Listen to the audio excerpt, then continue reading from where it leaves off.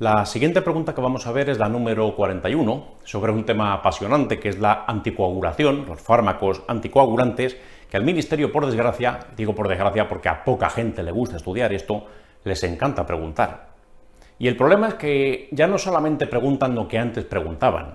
Hace unas cuantas décadas solamente había un par de anticoagulantes. Por un lado teníamos la heparina, y después nuevas heparinas, que son las de bajo peso molecular, y por otro lado teníamos los anticoagulantes orales clásicos, dicumarínicos, similares, o warfarina, que en España no está comercializada. Bueno, pues eso es lo que había. Hoy día hay muchos más anticoagulantes, hay que saberse también algunos antídotos de esos anticoagulantes y las cuestiones se han complicado mucho. Vamos a verlo en dos partes. En primer lugar, los clásicos, y para eso existe una regla mnemotécnica bastante útil que ahora voy a decir, y en segundo lugar, algunos de los más modernos. Lo primero, los clásicos. Heparina. ¿Sobre qué vía actúa? Si es la intrínseca, si es la extrínseca. ¿Cuál es el tiempo que se prolonga? Si es el TTPA, si es el TP, si hay que dar sulfato de protamina, si hay que dar vitamina K, todo aquello.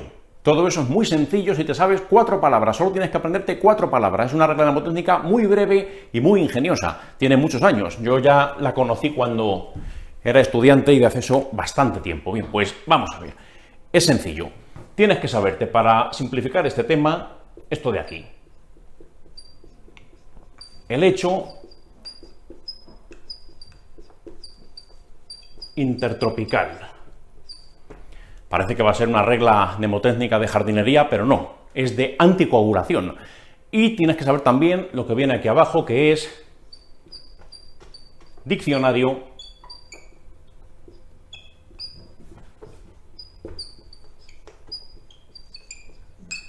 extraplano. Muchas veces me he preguntado qué tuvo que fumar y en qué cantidad, o a lo mejor se lo administró por otra vía, quién sabe, el que se inventó esta regla mnemotécnica, pero hay que reconocerle el ingenio. Simplifica bastante las cosas. Eso de aquí arriba, el hecho intertropical, lo que viene a querer decir es lo siguiente. Heparina. ¿Qué tiempo de qué vía de la coagulación es la que se altera cuando administras heparina? ¿Es la intrínseca o es la extrínseca? Pues muy sencillo.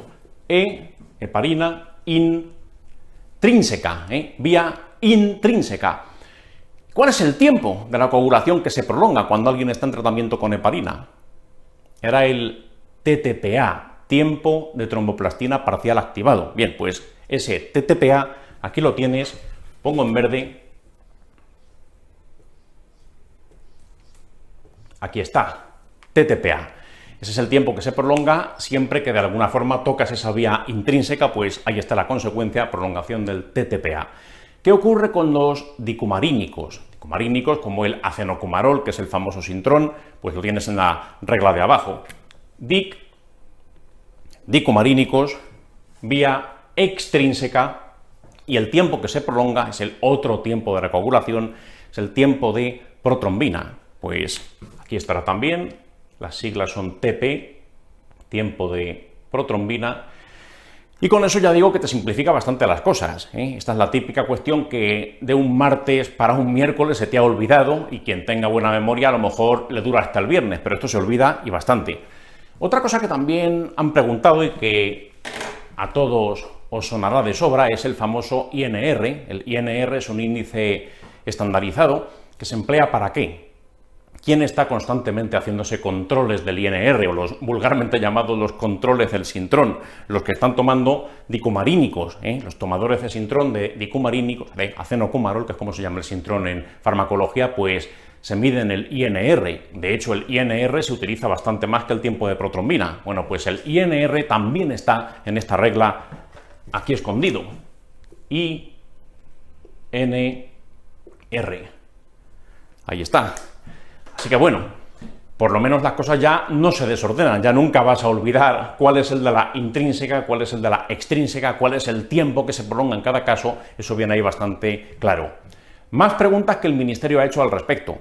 ¿Cuál es el antídoto si yo me paso con la heparina? Si alguien tiene un sangrado incoercible porque está con heparina, me refiero a la heparina no fraccionada, la heparina de toda la vida, clásica, que se pone. Sulfato de protamina es el antídoto de la heparina no fraccionada. Y por otro lado, ¿cuál es el antídoto de los dicumarínicos? Esto es sencillo, Los dicumarínicos, ¿qué mecanismo de acción tienen? El acenocumarol, también la warfarina, que en España no está, lo que hacen es antagonizar la vitamina K. ¿Cuál es el antídoto entonces? Pues la propia vitamina K. Ese sería el antídoto de los de aquí abajo, de los dicumarínicos. Bien, solamente sabiendo esto, sacabas el 90 y pico % de las preguntas de anticoagulación hasta hace unos años. Ahora las cosas se han complicado más por motivos que ahora explicaremos. Pero fijaros, por ejemplo, preguntas como la 41. La pregunta 41 procede del MIR del 2009-2010 y incluso en esa época, que es relativamente reciente, se podía sacar solamente esta pregunta con esta regla de aquí. Casi toda la gente que hizo aquel examen pues la tuvo bien por ese motivo. Dice ¿cuál es la correcta con respecto a los fármacos anticoagulantes? La número 1 dice: el tratamiento de la trombopenia inducida por heparina consiste en bajar la dosis de heparina. Puede ser que no lo sepa, se me ha olvidado, no lo sé. 2. ¿Los dicumarínicos son seguros durante el embarazo? Pues no lo sé tampoco, se me ha olvidado. Pero fijaros lo que decía la 3. El test más empleado para el control de la heparina no fraccionada es el TTPA. No, nadie lo falló porque automáticamente pues salía en la regla y era una pregunta fácil. Pero fijaros ya como en esa época, en esta pregunta que es de hace casi 10 años, la número 4 ya empieza a mencionar otros fármacos nuevos. El Fondaparinux, hace 10 años ya existía y fue cuando se empiezan a mencionar estos fármacos nuevos en el MIR. Vamos a comentar primero la opción número 1 y la opción número 2 por si acaso. ¿Qué pasa a veces cuando me ponen heparina? Quien no sepa esto o quien se le olvide pasado mañana, me da igual, no pasa nada. Tiempo tendréis durante los siguientes meses para volver a revisarlo, pero que vaya sonando a todo el mundo. A veces, cuando ponen heparina, ¿qué ocurre? Me pones heparina y mi sistema inmune, si estoy predispuesto, solamente ocurre en algunos sujetos, hay sujetos que les pones heparina y el sistema inmune empieza a hacer anticuerpos antiplaquetarios. ¿Cuál es la consecuencia de eso? Pues una trombopenia. Es una trombopenia autoinmune, es una trombopenia de origen autoinmune. ¿Qué hay que hacer en ese caso? Si alguien desarrolla trombopenia autoinmune mediada por heparina, ¿qué hay que hacer? Quitar la heparina, quitar la heparina. No es bajar la dosis, como dice la opción número 1, es quitar la heparina. La opción número 2, en el embarazo, esto de aquí no se puede usar. No se pueden usar dicumarínicos en el embarazo. Si hay que usar algún anticoagulante durante la gestación, que no sean estos de aquí abajo. Las heparinas se pueden usar si es necesario, pero no pongáis dicumarínicos a una gestante. Y cuidado con la opción número 4, dice: el Fondaparinux es un nuevo anticoagulante de administración oral. Bueno, vamos a ver. Nuevo del todo no es. Fijaros que esta pregunta, que es de hace casi 10 años, pues ya estaba ahí mencionada. Pero bueno, mucho más nuevo que la heparina, desde luego, y mucho más nuevo que el Sintrón. Pero, ¿por qué está mal la opción número 4? La 4 dice que el Fondaparinux es oral, y eso es mentira, eso es mentira. Vamos a ver un poquito sobre el Fondaparinux, qué es lo que merece la pena saber, ya que sale en esta pregunta.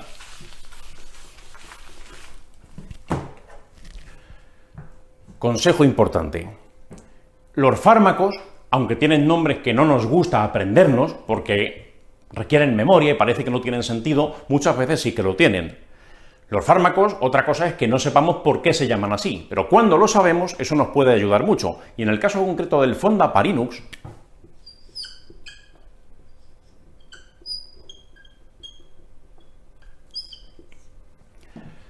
fijaros lo que nos dice el propio nombre del fármaco. Fondaparinux termina en X y es un anticoagulante.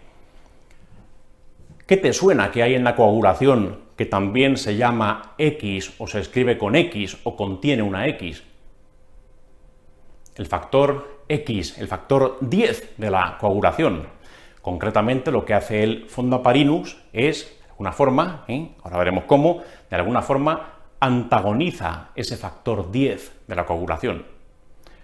¿Cómo lo hace? Mira el nombre. Ya sabemos que actúa de alguna manera sobre el factor 10 y fíjate cómo se llama. Fondaparinu. ¿A qué te suena eso de parinu? Suena como heparina, de alguna manera recuerda el nombre de la heparina, lejanamente, pero lo recuerda. Parinu, como heparina. Algo tendrá que ver posiblemente con ella. El Fondaparinux, de forma parecida a la heparina, una de las cosas que hace la heparina es tocar también sobre el factor 10. ¿Pero cómo lo hace la heparina? La heparina, para quitarle actividad al factor 10, lo que hace es, cuidado, hacerlo a través de la antitrombina 3. A través de la antitrombina 3. De forma natural, el mecanismo que tiene el organismo humano de quitarle actividad al factor 10 es a través de la antitrombina 3. ¿Qué hace la heparina? Potencia la actividad de la antitrombina 3 de tal manera que al final le acaba quitando actividad a su vez al factor 10 activado. Eso es lo que hace la heparina. Bueno, pues el fondaparinux también. El fondaparinux actúa sobre el factor 10 de esa manera, es parecido a lo que hace la heparina. No es exactamente igual, si no sería el mismo fármaco, pero es parecido. Actividad, cuidado, de la antitrombina 3. Potencia la antitrombina 3 y de esa forma acaba inhibiendo la actividad del factor 10 activado. Eso es lo que hace el fondaparinux. Acordaos, parinu, es parecido a la heparina. La heparina tiene más mecanismos que lo hacen anticoagulantes, es uno de los más conocidos. Bueno, pues es el que comparte con el fondaparinux. No se os olvide ese detalle. Otra cosa, el fondaparinux no es por vía oral, igual que las heparinas tampoco son por vía oral. Las heparinas son todas parenterales. La heparina no fraccionada de toda la vida, esa se administra de manera que es intravenosa, y luego surgieron las otras heparinas, que son las heparinas de bajo peso molecular, que son subcutáneas. Bueno, pues el fondaparinux, igual que las heparinas de bajo peso molecular, es subcutáneo. No existe el fondaparinux oral, es subcutáneo. Fijaros que comparte bastante con parinu, heparina, tiene cierta similitud. No es oral, igual que las heparinas tampoco lo son. Bien, pues eso es lo que nos tenemos que aprender. Una cuestión que no han preguntado, pero que os pregunto yo. ¿Cuál es? Lo pregunto yo no porque quiera torturarlo, sino porque el Ministerio podría hacerlo en su momento. ¿Cuál es el antídoto del fondaparinux? En esto no se parece a la heparina, cuidado. El antídoto de la heparina no fraccionada era el sulfato de protamina. El antídoto del fondaparinux no existe. No hay antídoto conocido, no hay ningún fármaco que selectivamente antagonice el fondaparinux. Cuidado con ese detalle, no tiene antídoto conocido. Bien, pues nada más. Nos despedimos del fondaparinux y viajamos al futuro. Y nos encontramos nuevos anticoagulantes que ni siquiera existían en el momento del fondaparinux hace unos 10 años. Fijaros la pregunta número 71, algo mucho más actual. Dice la 71, mujer de 68 años, que viene a urgencias por un dolor torácico opresivo, que empezó esta mañana. Nos cuentan que tiene pues unas características como bastante isquémicas, que se irradia el brazo izquierdo a mandíbula, como en un cuadro vegetativo florido. Tiene factores de riesgo cardiovascular, es hipertensa, es diabética y, atención, detalle importante, tiene FA y está anticoagulada con dabigatran. Otro fármaco que tendremos que dominar, o por lo menos saber unas cuantas cosas sobre él, dabigatran. Y aquí os digo lo mismo, la farmacología los nombres los pone para algo, otra cosa es que a veces no lo sepamos, pero los pone por algo. Y el dabigatran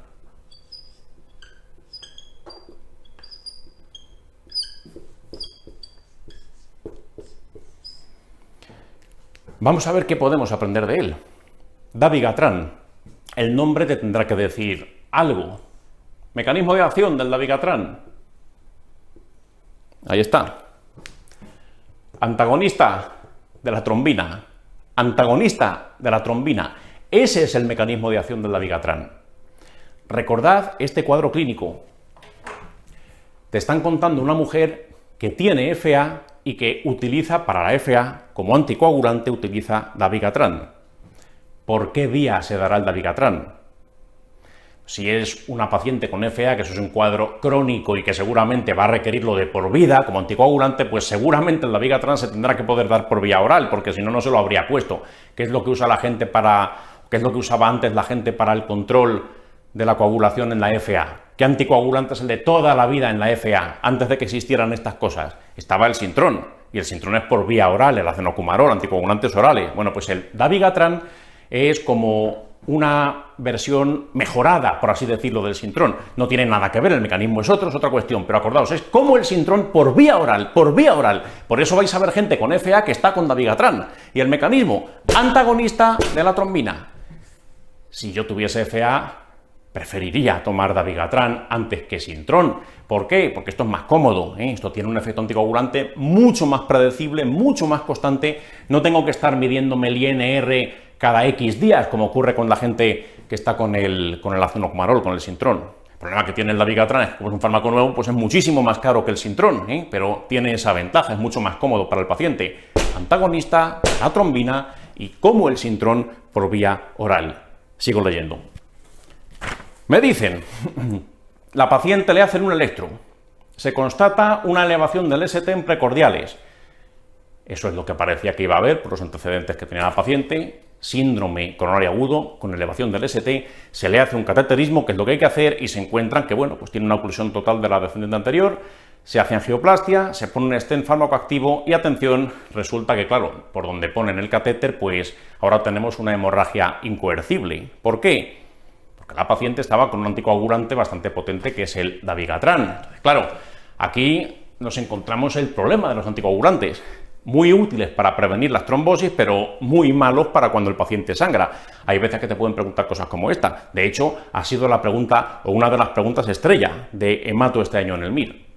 ¿Cuál es el antagonista o cuál es el antídoto del dabigatran? Y aquí lo tenemos, ¿eh?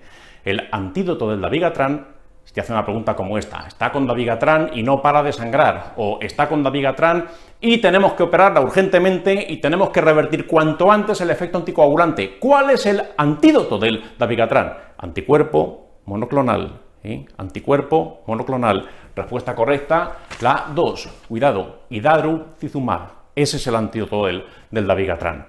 Entonces, cuidado con esta, con la opción número 2, esa sería la respuesta correcta. Eso se ha preguntado por primera vez en la convocatoria de este año y posiblemente en la vuestra o en la siguiente se vuelva a preguntar, porque es un tema que empieza a estar muy de moda. Mucho han tardado en preguntar esto, ¿eh? En los últimos años ya se sospechaba que en algún momento caería y efectivamente pues ya se han estrenado este año. Resto de las opciones, la 1, vitamina K. Ese sería el antídoto, como decíamos, de los dicumarínicos. Opción número 4, sulfato de protamina. Eso sería el antídoto de la heparina no fraccionada. Y mucho cuidado con la opción número 3. Dice la 3, el andexanet. El andexanet, mucho cuidado con esta. El nombre algo nos querrá decir. Vamos a escribirlo.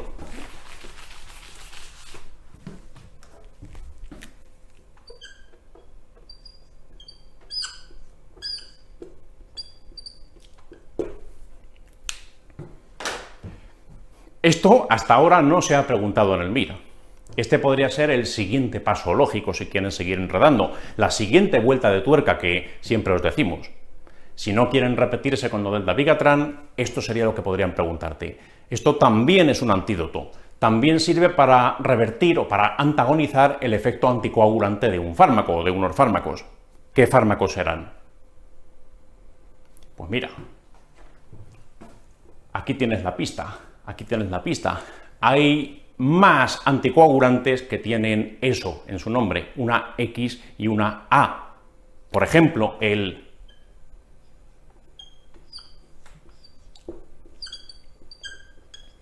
edoxaban o el apixaban o el rivaroxaban. No lo escribo porque ese es muy largo y me da pereza, pero los que terminan en xaban, acordaos, andexanet, ese sería el fármaco que los revierte, el fármaco que los antagoniza. Ya digo que eso no se ha preguntado, eso perfectamente podría ser pregunta en la siguiente convocatoria, que sería la vuestra. No os preocupéis porque ya nos encargaremos de que esto mismo vuelva a aparecer en algún simulacro cuando estéis más cerca del examen, pero lo decimos ya para que os vaya sonando. El MIR más parecido al vuestro es justo el anterior, ¿eh? Y esta pregunta podría ser la siguiente, inspirada por la que ya ha caído este año. Aprovechemos la ocasión para aprender algo más. Edoxaban, apixaban, rivaroxaban. ¿Cuál será su mecanismo anticoagulante? ¿Cuál será la forma que tengan de actuar sobre la coagulación? X. Si tienen X, ¿por qué será? Porque actuarán sobre el factor X. Actúan sobre el factor 10, eso es lo que hacen. Edoxaban, apixaban, rivaroxaban, actúan sobre el factor 10. Fondaparinux también lo hacía, pero cuidado, el Fondaparinux hemos visto que lo hacía de forma mediada a través de la antitrombina 3, estos no. Estos lo hacen de forma directa, son antagonistas directos del factor 10, eso es lo que hacen. Así que acordaos, XA, XA, XA, este es el antídoto y esto me lo tengo que saber. Los que contienen X, acordaos que probablemente algo tendrán que ver con el factor 10 de la coagulación. Y en el caso de estos tres que hemos dicho, son antagonistas directos de ese factor 10. Así que bueno, su antídoto es la opción número 3. No es la respuesta correcta porque la paciente está, como decíamos, con dabigatran, pero mucho cuidado porque esto perfectamente os podría salir. Bien. Nada más con respecto a la pregunta número 71. Y a continuación nos vamos a otra sobre un tema también bastante de moda. Todo lo que tiene que ver con venéreas, antes os decía, está de moda porque han vuelto. Todo lo que tiene que ver con VIH, infecciones oportunistas, eso no es que esté de moda, es que nunca ha dejado de estarlo. Desde que existe el VIH cada vez se pregunta más. Y es que encima el VIH tiene la mala costumbre de no parar de inspirar a la gente del ministerio, porque todos los años salen o bien fármacos nuevos, o bien cócteles de fármacos nuevos, o protocolos nuevos, o cambian los criterios de manejo, o aparecen infecciones oportunistas que hasta ese momento estaban, pues, menos frecuentes, menos prevalentes en la epidemiología de todo este grupo de población y ahora de repente, por el motivo que sea, repuntan. Siempre da de qué hablar. Sí que ese tema quizás sea el más importante que tienes que saberte de infecciosas, junto con la tuberculosis y alguno más. Ese nunca puedes dejar de sabértelo. Y el problema es que además se olvida bastante. La parte de fármacos es un auténtico infierno, el tema del VIH. La parte de fármacos, en primera vuelta está bien que tengáis una cierta idea de que existen muchos, a grandes rasgos, qué grupos hay, pero que nadie se preocupe si se lo olvidan porque eso es normal. Lo que sí tienes que saberte, por lo menos tener una cierta idea, son las infecciones oportunistas, en particular las más frecuentes, pero también alguna de las raras te tiene que empezar a sonar porque podrían preguntarlas en cualquier momento. Fijaros, por ejemplo, aquí la pregunta número 120. Dice, 26 años, infectado por el VIH, viene con un cuadro de deterioro progresivo, síntomas respiratorios. Hasta aquí esto es bastante ambiguo, bastante poco específico, y me dicen, y en la placa de tórax me encuentro una masa pulmonar que además ha cavitado. Ahora ya esto empieza a tomar forma. Una persona con VIH que empieza con un cuadro más o menos larvado, más o menos subagudo, y que me encuentro una imagen cavitada en la placa de tórax, no puedo evitar pensarlo. La tuberculosis es una de las cosas que primero me tiene que venir a la cabeza. Y sigo leyendo, y me dicen, y además, en el lavado broncoalveolar aparecen cocobacilos débilmente ácido alcohol resistentes. Pues hombre, si me aparece algo que es ácido alcohol resistente, eso me hace sospechar todavía más que tengo una tuberculosis. Pues bien, aquí viene el truco. Dicen, se hacen cultivos para micobacterias y para hongos y salen negativos. Cuidado aquí. El cultivo para micobacterias, y yo sospechaba claramente que tenía o bien una tuberculosis o algún cuadro emparentado con la tuberculosis. A lo mejor tiene una micobacteria atípica, no lo sé, pero todo esto olía a micobacteria. Pues no te sale en el cultivo. Aún así, hay veces que en los cultivos no salen las cosas, los cultivos no son 100% sensibles, y hay veces que a lo mejor no recoges una buena muestra o por el motivo que sea, pues no crece el bicho y sin embargo hay bicho. Y como aquí tenemos bastante claro que puede haber eso, porque esto huele mucho a micobacteria, por lo menos clínicamente lo parece, e incluso la he visto, cuando he tomado esa muestra, he visto que hay bichos ácido alcohol resistentes, le ponen tratamiento empírico. Ponen tratamiento empírico a pesar de que el cultivo es negativo y no mejora. Atención a esto, fijaros cómo el autor de la pregunta te está transmitiendo una intención. Dice, no mejora con tratamiento para micobacterias, incluyendo las atípicas. ¿Qué te están queriendo decir? ¿Cuál es el resumen en 2 palabras de esta pregunta? Piensa en algo que se parezca mucho a una tuberculosis, pero que no sea una tuberculosis. ¿Qué conoces que se parece a una tuberculosis, pero que no es una tuberculosis en un paciente VIH? Cuadro más o menos subagudo, que sea también ácido alcohol resistente, que pueda afectar también pulmón, pero que sin embargo pues no es lo que estás pensando, no es lo que estabas pensando de inicio. Atención a la enseñanza de esta pregunta. Lo que tiene el paciente, o lo que quieren que tenga el paciente, es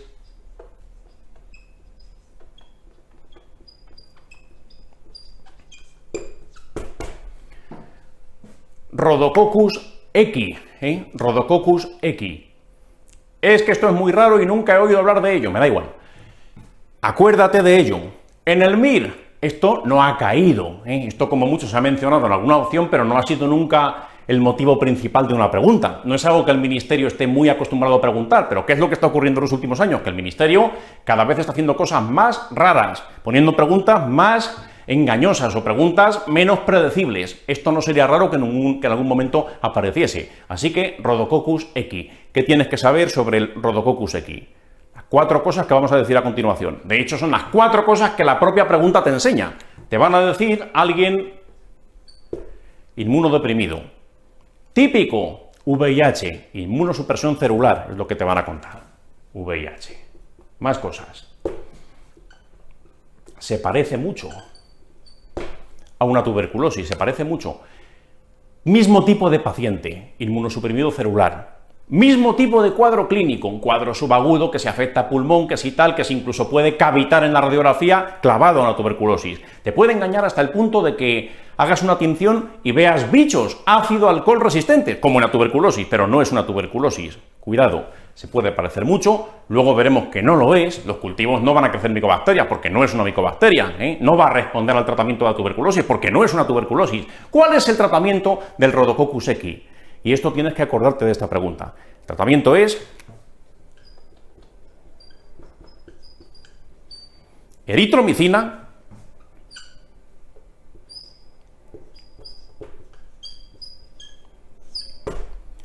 a la cual se puede asociar vancomicina.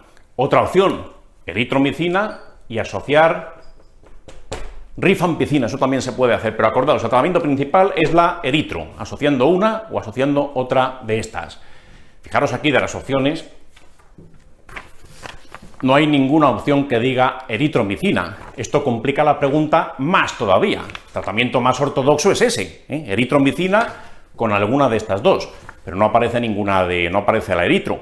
Aún así, ¿qué es lo que hay que hacer en el MIR cuando entre 4 opciones ninguna de las 4 te satisface plenamente? ¿Qué tienes que hacer? Buscar la que más se parezca a lo correcto, buscar la menos falsa, y en este caso, pues ¿cuál es la menos falsa? La penicilina, ni la hemos mencionado, la opción número 3, gentamicina tampoco, la 4, imipenem tampoco, la respuesta correcta o la menos mala sería la opción número 2, vancomicina. Por lo menos puede formar parte del tratamiento, aunque no sea el fármaco principal, pues esa es la que tendrías que marcar, es la más próxima. Esto es muy importante recordarlo. El Ministerio, como antes os decía, os va a poner preguntas mal hechas, mal formuladas, cuestionables e incluso, ya no digo dudosas porque dudosas hay muchas, totalmente impugnables. Claramente están mal. Bueno, pues aún así, cuando veas entre 4 opciones, un par de ellas que te puedan parecer medio buenas o medio aceptables, intenta pensar como ellos, qué es lo que están buscando, qué es lo que quieren que yo ponga para darme el punto correcto. Luego después ya se verá si se anula o no se anula. Pero la mayor parte de las veces cuando una pregunta se impugna o se intenta impugnar, al final no prospera. El Ministerio es muy orgulloso para anular una pregunta. No suele dar su brazo a torcer. Por eso es más importante tenerla bien que tener razón. Repito, es más importante tenerla bien que tener razón. ¿Y cómo se tiene bien? Pensando como ellos, pensando como ellos. En este caso, vale que no sale eritro por ninguna parte, pero ¿cuál es la más próxima a la verdad? La que ponga banco y ya está. Esa sería la buena entre estas 4 opciones. Otras veces, ¿qué pasa? Dime la correcta, como aquí, y ninguna es totalmente correcta. De hecho, las 4 son malas, ninguna es óptima. Pues si ninguna es óptima, busca la menos bárbara, la que más se parezca. Así es como tienes que proceder. Muy importante eso. Pocas veces te vas a encontrar 4 opciones de las que 3 claramente son falsas y una es totalmente correcta y verídica. Eso no suele ocurrir. Intentan liar, intentan poner mezclas de matices de grises, no todas blancas y una negra o al revés. Es complicado el examen por eso, no solamente saber, sino también saber qué quieren que pongas. Una única cosa, eso sí, ya que el propio nombre te lo dice, equi. Equi viene de equino, Te van a reforzar la sospecha o te pueden reforzar la sospecha si el paciente ha estado en contacto con ganado equino, con un caballo, con un pony, con un burro, con una mula, con lo que sea, pero equi viene de algo, equino, ganado equino. Si te cuentan a alguien que tiene un VIH y además le gusta montar a caballo los fines de semana y te cuentan un cuadro como este, más aún están buscando este bicho, Rhodococcus equi. Bien, pues nada más. Ahora sí, dejamos la pregunta.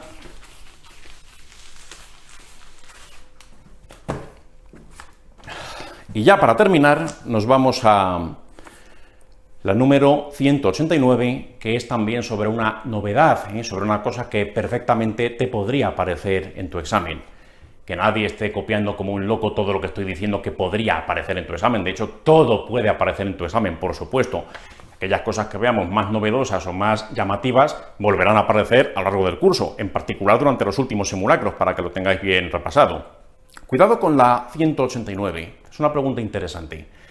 Dice la 189, tenemos un paciente de 61 años, sin antecedentes de interés, nos cuentan que se le hizo hace 30 años una colecistectomía, que no nos da igual, es hipertenso desde hace 10, también nos da igual, diabético tipo 2 desde hace 6 años, tiene una anemia crónica de origen indeterminado, a lo mejor eso ya me empieza a interesar más, cuidado, hay ciertos tumores que pueden inducir que aparezca una anemia al mismo tiempo. Pero bueno, de momento es poco específico, me dicen que si astenia, anorexia y fiebre vespertina, tal, me cuentan todo un rollo tremendo, y esto me enseña una cosa. Una pregunta sumamente larga, léete primero el final. Sobre todo, la última frase y las 4 opciones. ¿Por qué? Me ahorrará segundas y terceras y cuartas lecturas. Soy consciente de que este consejo ya lo hemos dado en vídeos anteriores, pero es muy importante que insistamos porque mucha gente cuando llega al examen MIR luego le falta tiempo. Voy a hacerlo como se debe hacer. Pregunta así de larga. Y al final, ¿cuál de los siguientes fármacos tiene aprobado su uso en el tratamiento de cáncer renal metastásico tras el fallo del bevacizumab? Y me salen 4 fármacos. ¿Me hacía falta leer que este paciente era diabético, era hipertenso, que le quitaron la vesícula hace no sé cuántos años tal? Todo era relleno, todo era morralla, no servía para nada. Esto es uno de los recursos más típicos que tiene el Ministerio. Caso clínico muy largo y la verdadera pregunta sale al final. No hacía falta saber nada del paciente. Es una pregunta pura, directa, teórica sobre farmacología de este tumor. ¿Cuál es la respuesta correcta? Vamos a ver. El diagnóstico, ya te lo han dicho, es un cáncer renal metastásico, un hipernefroma, diseminado. Le han puesto bevacizumab y no ha funcionado. ¿Qué se puede poner a continuación? Esto es una indicación muy particular, una indicación muy precisa. ¿Qué es el bevacizumab? El bevacizumab, atención, es un antiangiogénico, es un antiangiogénico. Inhibe la angiogénesis y de esa manera pues, puede limitar el tamaño del crecimiento de un tumor cuando está diseminado. Eso se puede emplear. ¿Qué es lo que pasa cuando se emplea en el hipernefroma, este bevacizumab, y no funciona? Esa es la clave. ¿Qué se puede hacer si esto no funciona? Porque el fármaco, la respuesta correcta, que ahora vamos a ver cuál es, no se podría poner como primera línea. Por lo menos no tiene indicación actualmente aprobada como primera línea. Es lo que hace difícil esta pregunta. Vamos a ver opción por opción. Dice la número 1, el trastuzumab. ¿Qué es el trastuzumab? ¿En qué tipo de cáncer se usa el trastuzumab? El cáncer de mama. ¿En qué cáncer de mama se emplea el trastuzumab? Cáncer de mama que tenga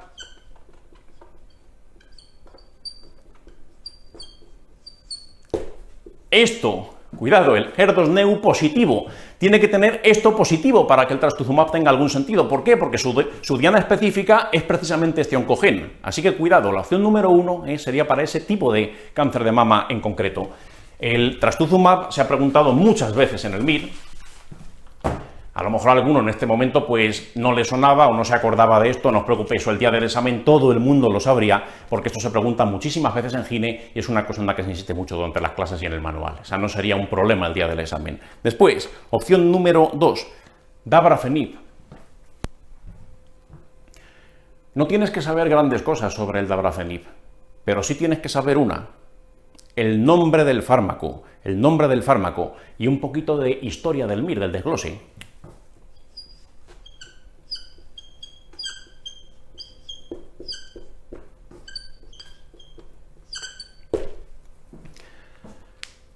Ahora sí, Algunos sí y otros no, me imagino. Todavía no habéis hecho un estudio muy profundo de la materia. Pero los que sí os suena, ¿a qué tumor os suena el dabrafenib? Y esta es la clave, BRAF. Melanoma maligno, melanoma maligno. Melanoma maligno es una redundancia, melanoma a secas. Bien, ¿qué es lo que pasa? Vamos a ver. Esta fue una pregunta de hace algunos años. ¿Cuál es el oncogen que con más frecuencia está afectado en un paciente con melanoma? Y la respuesta correcta era oncogen BRAF. Más o menos está afectado entre un 50 y un 70% de los casos de melanoma. Hay otros tumores que el BRAF también está afectado. Por ejemplo, en el carcinoma papilar de tiroides también te puedes encontrar afectaciones o mutaciones de este gen. Pero el típico, el que te tienes que acordar siempre, es el melanoma. ¿Qué es lo que pasa? Sabiendo que el melanoma, porque me lo enseñó el ministerio, en el desglose, en aquella convocatoria, el melanoma con mucha frecuencia tiene alteraciones del oncogen BRAF, los fármacos contengan BRAF en su nombre, como el dabrafenib, ya me acuerdo automáticamente de que son para el melanoma. Hay alguno más por ahí, como el BEMURAF Fenib, que también me podría ayudar, pero el típico, el que tienes que acordarte porque tiene las 4 letras del BRAF, dabrafenib, la opción número 2, aunque tiene en oncología alguna otra indicación más aprobada, el dabrafenib automático, melanoma, y acuérdate de eso, mutación más frecuente tal, oncogen BRAF, eso se preguntó literal.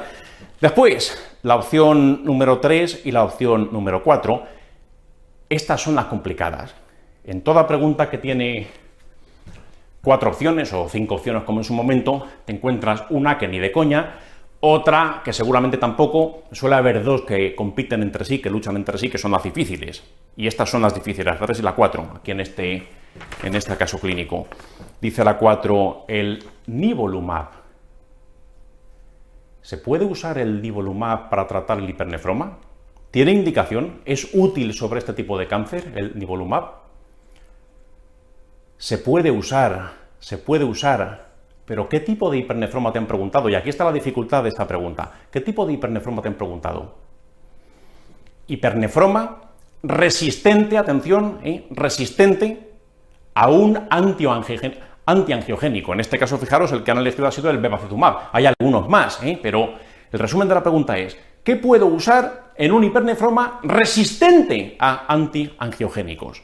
Porque la indicación es esa, Cuidado, respuesta correcta, la número 3, el everolimus. El everolimus, tienes que saber 2 cosas sobre él. En primer lugar, ¿cómo se llama? ¿Cómo se llama? Everolimus. ¿A qué te suena?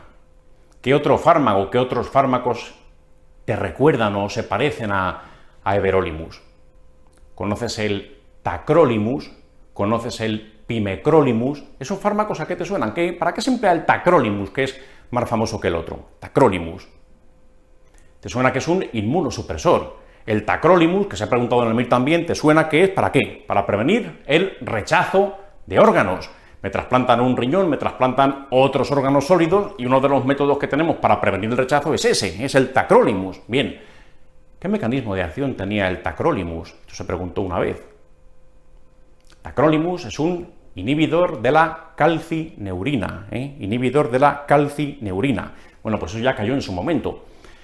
Everolimus suena muy parecido a tacrolimus. El everolimus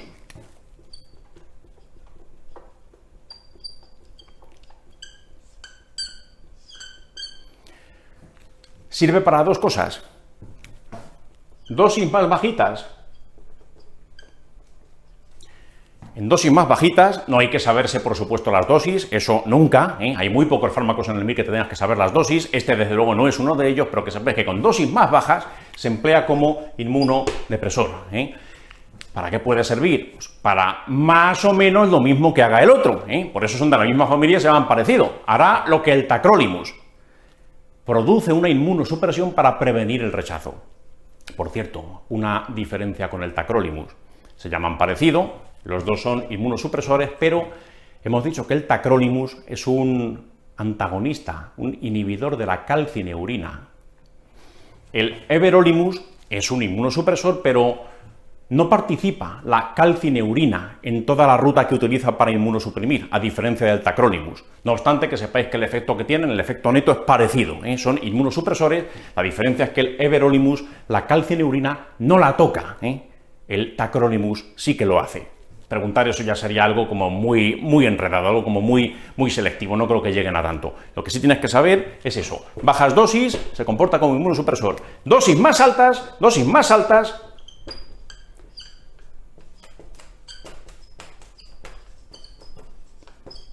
antitumoral. Se puede emplear en ciertos cánceres como antineoplásico, el everolimus. En altas dosis parece que es inhibidor de no sé qué proteinquinasa, que por supuesto no tienes que saber exactamente cuál es, puede inhibir proteinquinasas que repercuten sobre el ciclo celular y me puede ayudar a controlar ciertos tumores. Entre otros, el que te tienes que saber a raíz de esta pregunta, que a lo mejor has fallado, y no pasa nada si has fallado. Acuérdate, hipernefroma rebelde a antiangiogénicos, o como aquí, hipernefroma rebelde a bevacizumab. Puedo emplear everolimus, es un fármaco de segunda línea. Cuando no funciona el antiangiogénico de siempre, entonces puedes poner este. Parece que tiene acción antitumoral, pero solamente está indicado de esa manera, en ese contexto, cuando falla el primero. Así que por eso la respuesta correcta pues sería la 3. No pasa nada si alguien ha fallado esta pregunta, insisto, es de las más difíciles que están aquí en este simulacro número 7. Está bien que aparezcan de vez en cuando para que no os sorprendan llegado el momento. No obstante, como digo, ya habrá ocasión de repasarlo, que nadie se agobie si esto es la primera vez que oye hablar de ello. Da igual, tenéis todavía mucho tiempo para prepararlo convenientemente para el examen.